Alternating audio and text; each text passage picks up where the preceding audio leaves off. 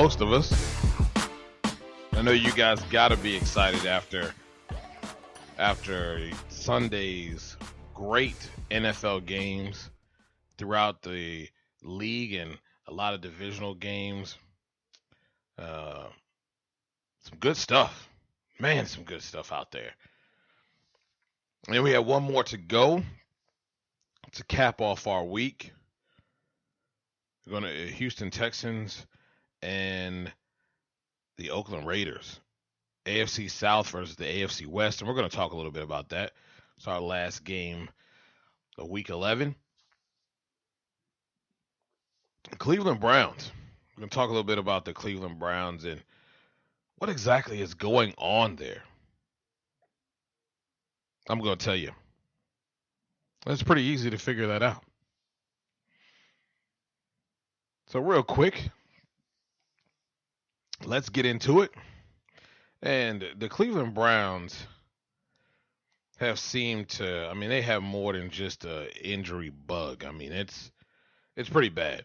It seems like over and over again, they're shuffling quarterbacks in and out, always getting hit. We know what happened in the offseason there. A lot of people jump ship. Hugh Jackson comes in, a great hire, in my humble opinion. Someone who can, if anyone can right the ship, it can be him. But they're going to have to give him the pieces needed to be able to get this ship going forward and kind of stop the bleeding, so to speak. But there has been an issue with this team unable to protect its quarterback. As it seems, Josh McCown, Robert Griffin III, I'm going to say, was not on the offensive line. It was on him. But Josh McCown and Cody Kessler, poor guys. And I think there's one more quarterback in there, but he slips my mind. But these guys have been getting walloped and taking some big shots, getting hurt. And Terrell Pryor was not happy about it. Listen to what he had to say after the game yesterday.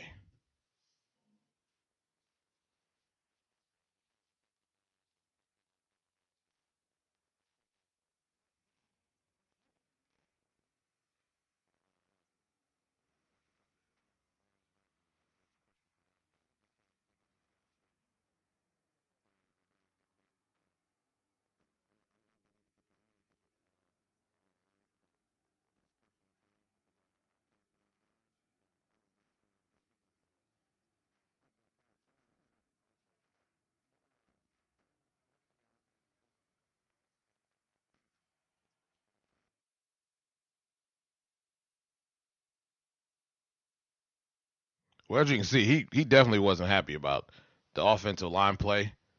We know how important it is to have an offensive line that is going to protect this quarterback. Now, granted, I don't believe it's all on them.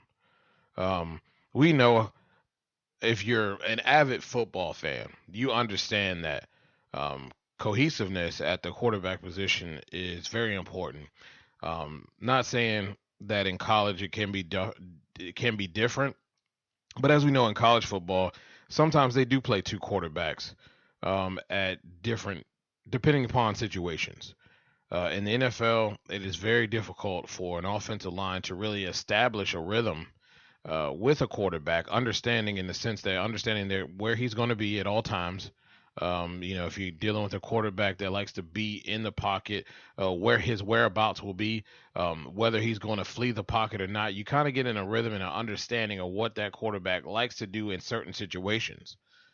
And they've had so many different changes that they really haven't developed a solid rhythm with the quarterback, and a consistent quarterback at the helm because of the injuries. Now you couple that with not being in games for, maybe a quarter and a half, maybe 2 quarters, and things start to get out of hand in the second half or early in the first half. Now you're getting in more of a pass mode and you're abandoning the run. So it when you do that and you become one dimensional because you're trying to get back in a football game, because you're down and you understand you need points, defenses understand that too. And good defenses are going to tee off on your offensive line. And 9 times out of 10, your quarterback is going to get hit more often than not. Now, hey, I'm in full understanding of guys having to step up and guys having to make plays. You know, you are what you are, and you have what you have on your roster, so you have to do what you have to do to, um, you know, make things happen. And that's on Hugh Jackson. That's on Hugh Jackson a little bit, but it's also on the individuals to say, hey, man, enough is enough. I'm not going to continue to get beat. I'm not going to continue to allow this situation or that situation to happen. And that's where Terrell Pryor was coming from. Although I think this team is going in the right direction. I mean, if you look at their 10 losses, they haven't won a game all season, and now they're at 11 losses. They really have been in games, and they've been in a lot of games. They just can't finish games. Defensively, they're not 100%. Sometimes they get exposed. And then on offense, like I said, with the quarterback position, there's not a lot of rhythm between quarterback and wide receiver. Not a lot of rhythm with quarterback and offensive line. And then when you're behind, as we talked about, you become a one-dimensional football team. But I think this team's going in the right direction now. Upper management's going to have to do what they have to do to help them or to help Hugh Jackson. But this team's going in the right direction. It's just going to take time. And, you know, I know it's a league where they don't give you any time to rebuild. But, I mean, they're rebuilding.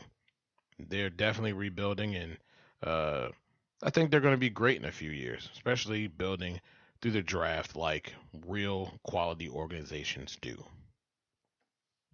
Well, let's take a look at this Monday night football matchup. Houston and Oakland. I'm going to tell you straight up, I like the Oakland Raiders in this matchup. And when I look at this matchup, quarterback plays a big key in this matchup. Brock Osweiler is a guy who we can count on him to throw at least one interception a game, possibly two. Derek Carr has been quite methodical with the football. He's been a caretaker, so to speak, not giving the football away too many times. This offense is putting up 400 plus yards a game, scoring 27.2 points per game. And Houston's not scoring that many points. And they're allowing more points than they score. And you know what that spells. When you allow more points than you score 9 times out of 10, you're a loser. What makes this interesting, though, is 2-6-3 teams. And Houston has been up. They've been down. The level of consistency hasn't been there. But it's going to be awesome to see them play in Mexico City.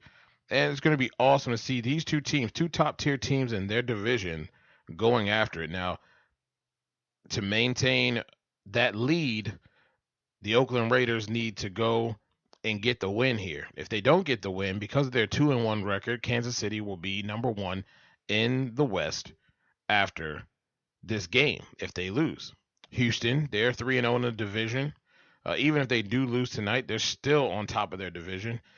Indy is right there at 5-5. They're at 500.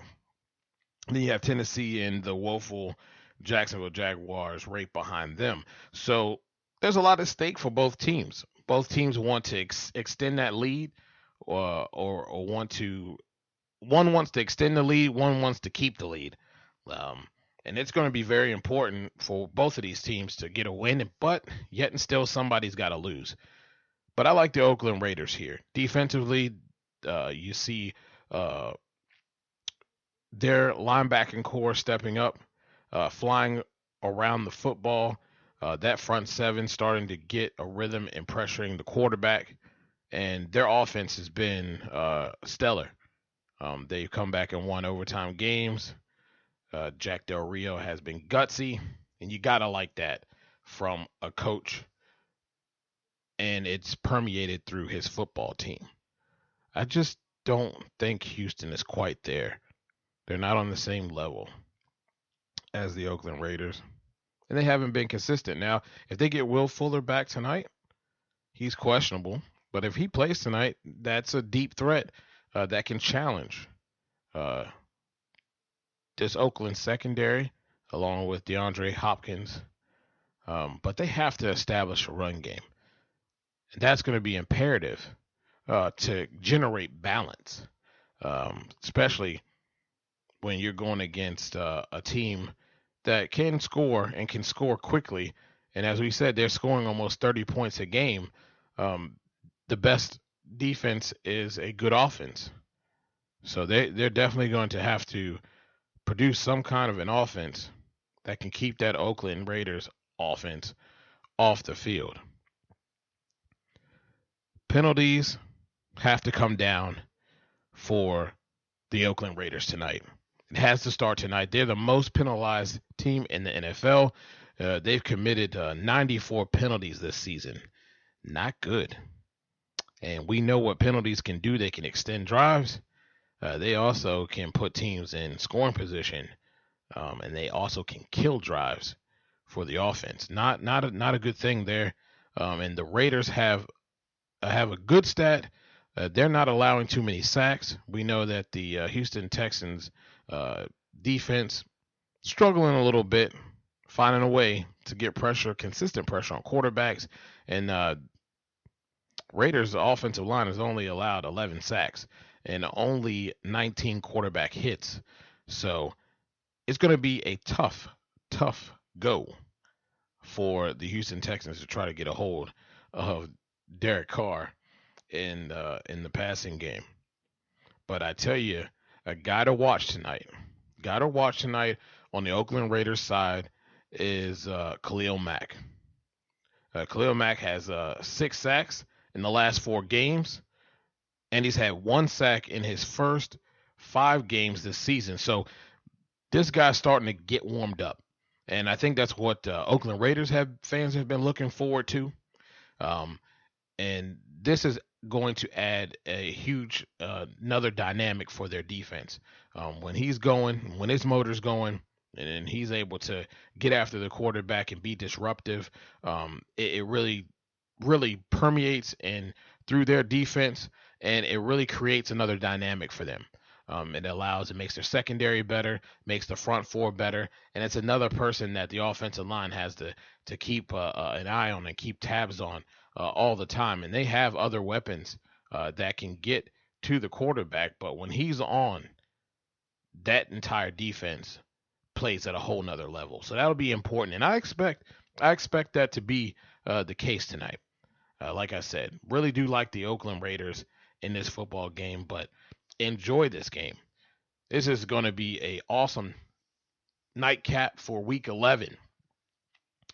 And as the week goes on, we'll start talking about the Thursday Thanksgiving Day games. We have 3 great matchups that are going to go on, and the one that really is going to be the icing on the cake really should be the Thursday night NFL Network matchup.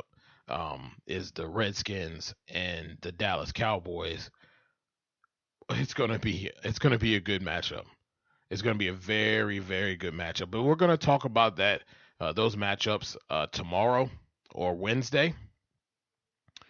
But again, if you want to get at me and talk shop, if you want to shoot a question over that you like to hear discussed on this show, you can hit me up 2 ways. On Twitter at NotBland21. Be glad to get back with you. And we have an email address. It is straightshootingst@gmail.com. If you shoot us an email over, no pun intended, we will discuss it and we will get back to you and let you know that we did receive it. And there's other ways you can get at me, and most of you guys have been doing that through Facebook, etc. And we appreciate that. Also, you can subscribe to this show on iTunes. Type in Straight Shooting Sports Talk in the search. Look it up. It should pop up. You hit it. You subscribe. And then you can listen to the show anytime, any place, anywhere you want to. You can even re-listen to a show. All right, ladies and gentlemen. It's a good Monday, and we'll get at you tomorrow. Yeah! Crab cakes and football! That's what Maryland does!